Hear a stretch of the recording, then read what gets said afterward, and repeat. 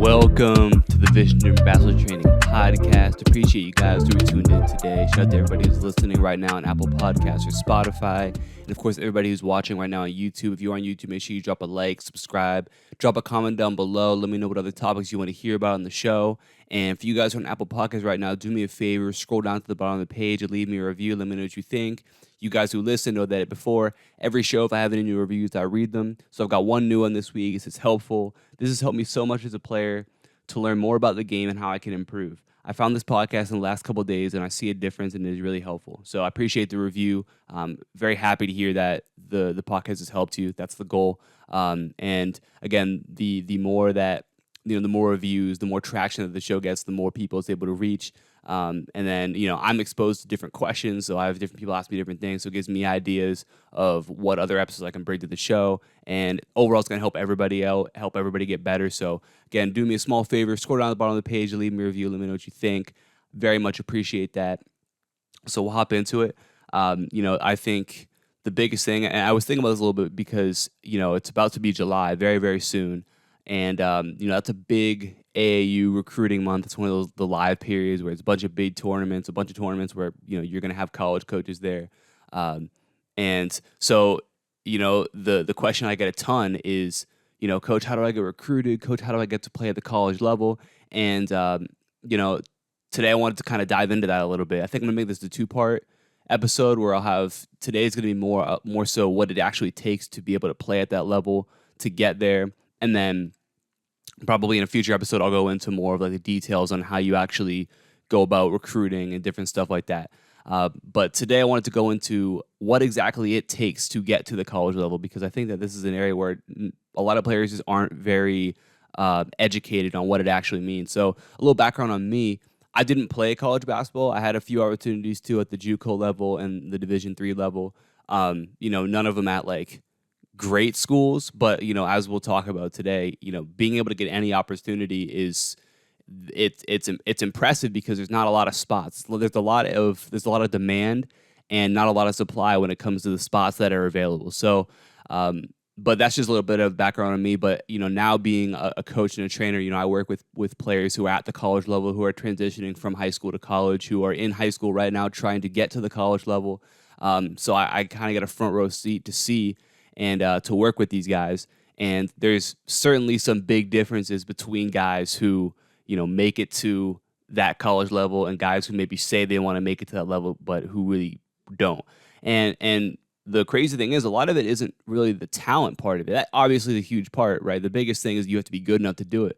But when it comes down to it, a lot of it is actually just the approach that guys have. And some have a good approach and some have the right mentality, the right work ethic to accompany their goals, and some don't.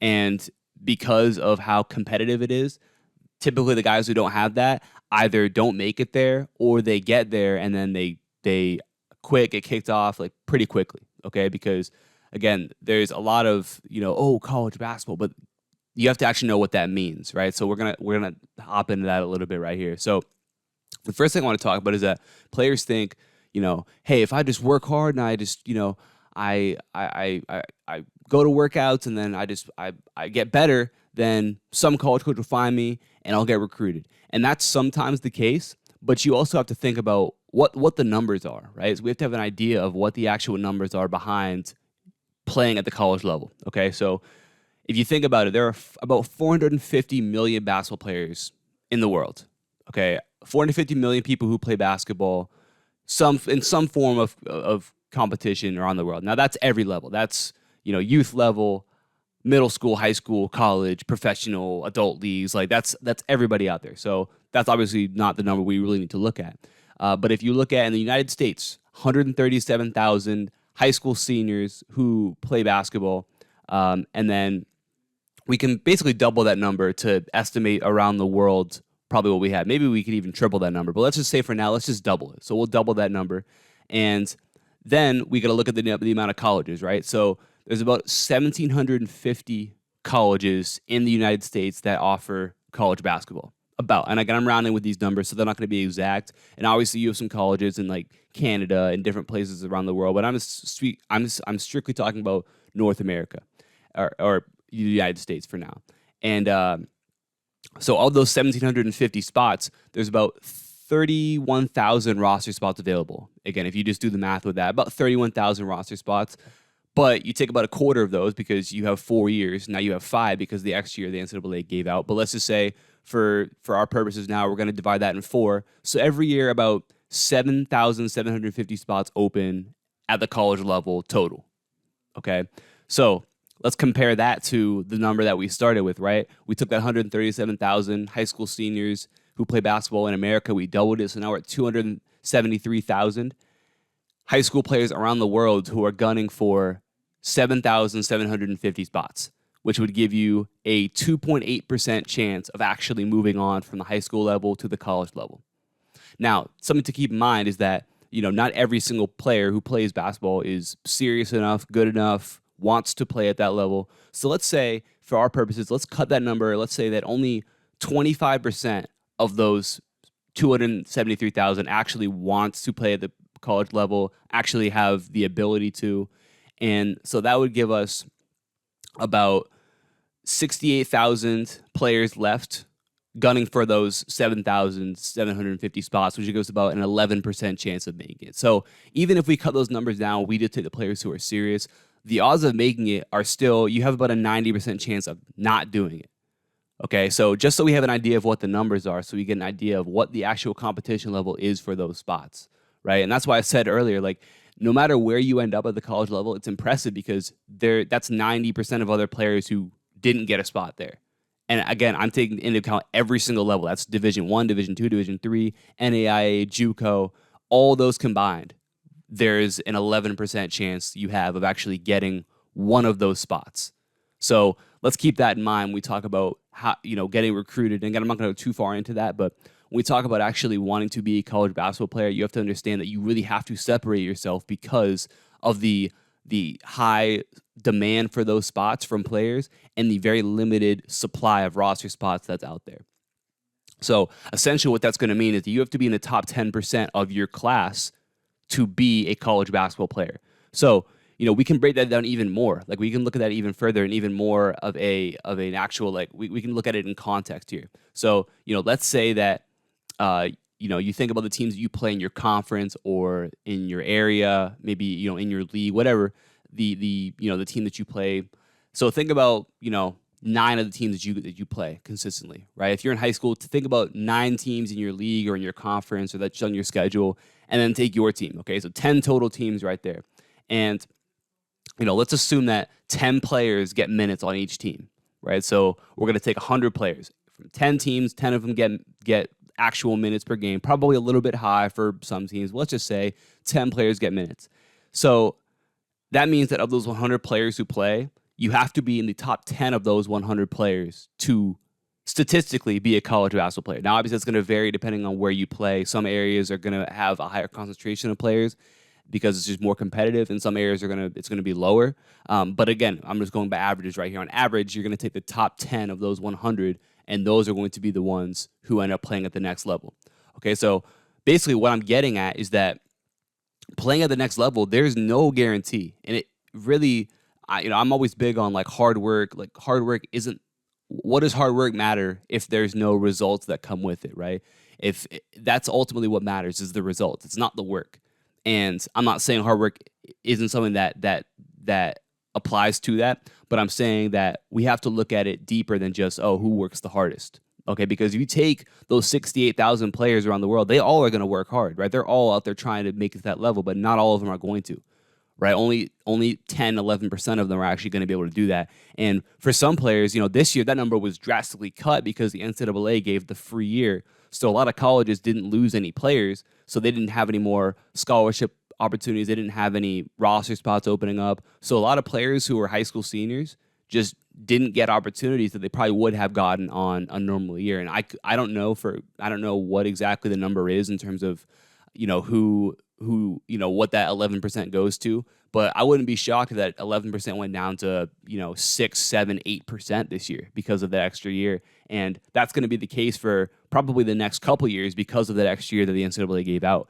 Again, unless teams are deciding to expand the rosters or the scholarship opportunities, and I know a lot of schools aren't going to do that. So that's again something to keep in mind, is that the numbers are just not in your favor at all. Right. So that has to be the approach that you have, is you have to understand that it takes you going above and beyond to actually get to that level. So the first thing to understand, guys, is that, working hard is great, but ultimately you have to be better than 90% of other players. If you're not better than 90% of other players, then you're not statistically a college basketball player. So off the bat, the first thing, before we get to recruiting, before we get to anything else, you have to actually be good enough to play at that level. Those of you guys who are shooting to play at the Division I level, that's where that number dwindles down to less than 2%. Less than 2% of high school players are going to move on to that Division I level. When we talk about like the actual getting a scholarship, right? That number is probably even lower than that. Okay. Now, a big thing that I want to keep in mind. I probably won't talk about this too much this episode, but there's a big mindset of D1 or bust, D1 or bust, and everyone wants to go D1. People don't understand, like, there's so much more that those other levels have to offer, and the basketball a lot of times isn't necessarily that much worse. It's not, and sometimes it's not worse, right? There are some low-level D1s that get beat by Division III schools, right? There are Division III schools that will beat some low-major Division Is, and there are Division III schools that have way better academics. They might have a better campus life, and it might just be a better experience in general. They may have just as good, if not better, facilities. In fact, there are Division III schools I can think of right now that have facilities that are better than some Division Is and Division IIs. And especially, I'm thinking of two schools right now. I'm thinking of one Division III school in Michigan, and I'm thinking of a Division II in Ohio. And that Division III in Michigan is so much better with facilities and just the amenities you get as an athlete compared to that Division II. Yet people look at that Division II and say, "Oh, scholarships," not actually realizing like what is the actual experience you get. Right? When you walk into your locker room or your arena at the Division III level and you have like NBA level amenities there, right? Like, that's pretty nice compared to a Division II school that probably doesn't have as much money, and you're not going to be getting, though, you're basically having like high school level amenities right there. Okay. Again, I'm not trying to, getting to any level is great, but I'm just saying don't be D1 or bust. There's so much that Division II, Division III, NAIA, like all those levels have stuff to offer. So you have to ultimately find the best fit.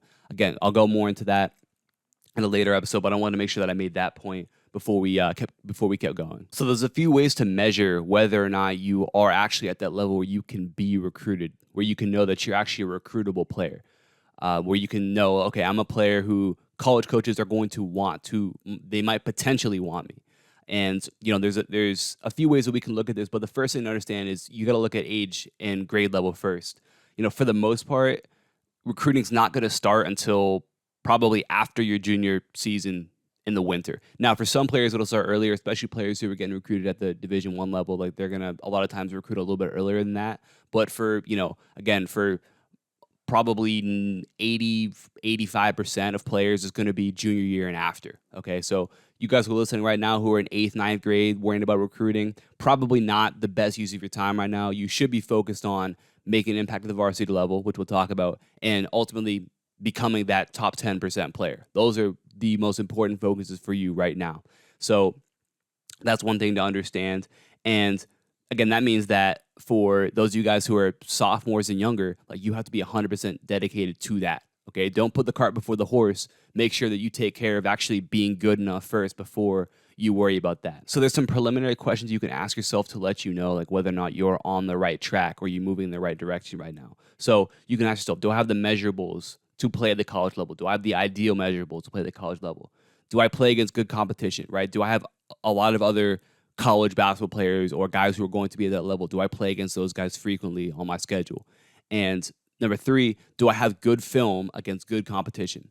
So, when you talk about being on the right track to have a coach recruit you, have you performed at the varsity level, right? Have you been a guy who has, maybe not even, if you're a younger player, maybe you haven't started, but you've actually gone in and made an impact at the varsity level? And if you're, sophomore, junior, have you started and made an impact at that varsity level? Are you in the top 10% of the level that you play at? Are you a top 10% player in your conference or in your league or in your district or wherever you play? Okay, you should be able to answer yes to that question. If you can, then you're probably on the right track to be that sort of player. So typically, you've got to be fantastic in at least one area to move on to that next level. And or if you're not fantastic in one area, you've got to be pretty good to great in at least a few. So, are you a great shooter at your level, right? Or are you a knockdown shooter? Well, that's a skill that can, if you're good at it, can take you to that next level. Are you a great ball handler? Like, do you run the offense? Do you run the show? Are you the point guard who has things under control? You can handle pressure. You can set up an offense. You can get guys in spots. You make your teammates better. Well, that's a great skill to have as well. Are you a great defender? Are you tall? Are you athletic? Can you play above the rim? All these things are things to think about when you talk about what do I have that translates and actually helps the team at the next level, because you have to understand that, coaches are looking for guys who are going to help them keep their jobs, right? Especially as the level gets higher and higher, like coaches feed their kids based on how their players perform. So they're going to bring in guys who are actually going to help their program. So you have to be able to ask yourself and be realistic and say, can I help this coach's program, right? Because that's what is going to get you recruited at the end of the day. The other thing to keep in mind when we talk about just knowing whether or not you're on track is, these stats and awards that you've gotten so far. So especially you guys who have are a little bit older, who have gotten that experience, right? A very large majority of guys at every college level, Division I, Division II, Division III, NAIA, JUCO, any level of college basketball, the majority of those guys were all conference players, all state players, right? They were the best of the best, and they typically get the awards to back that up. Again, that's not 100% of the time, especially if you maybe play in a place that's really, really competitive and you're playing, a bunch of other players there who are going on to play at high levels, guys who are going to be, future high major players, future pros. Like, obviously then that's a little bit different. But, for the most part, these guys who are at this level they won the awards, right? They had the accolades at that level too. That's another way to know whether or not you're in that top 10% of players. So again, there are exceptions, right? If you're the third or fourth player on a really good team, you might just not have the volume of shots or offense needed to make an all conference list or an all state list. So that's one thing that's understandable right there. Or you played on a bad team in maybe a bad conference, and so maybe you had a great season, but you don't get a ton of looks because your team didn't play well, or you didn't play great competition. That's one thing to understand. Or your system that you played in wasn't conducive to big numbers, right? So those are things to understand as well.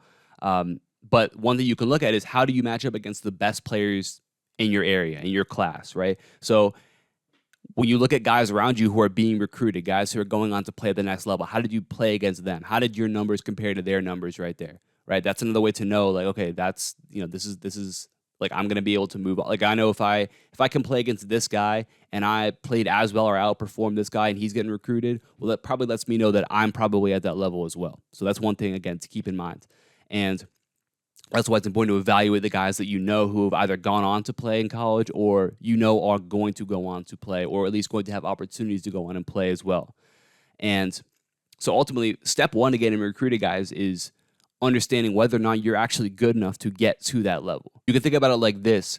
If you aren't doing at least one of these three things, which is getting solid minutes for your varsity team, playing AAU for a good or great team, or one of the better players in your area, then there's not many coaches who are going to want to recruit you, and there's not going to be any who are going to be giving you any scholarship money, okay? And that's what you have to understand.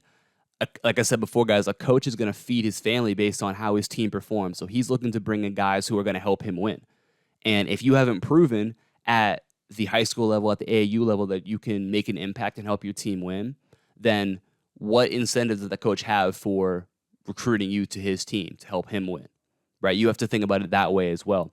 So that's the harsh reality of playing at that level. You have to have the talent for it. It can't just be I work hard, I really want to do it. It has to be I'm also good enough to do it, and I combine that with the hard work that I have. Okay, and ultimately you've got to have the talent first. And again, if you're not there, right, well then you have to really double down on what you're doing. Right, so double down on getting better, on getting yourself to that level before we even start talking about getting to the point where you're sending out emails or you're going to camps or you're trying to worry about all this recruiting stuff. Take care of what you need to take care of first. So ultimately, the point I want to get at is that if you want this, if this is your goal, if you want to get to the point where you can play college basketball, then your actions need to back that up as well. It's not good enough to just say, oh, I want to get to this point because I want to have a signing day, because I want to go and say, oh, I played college basketball. You have to actually, if you want to get there and you want to last there, that you've got to actually put in the work to get yourself to that point. Again, understanding that there's,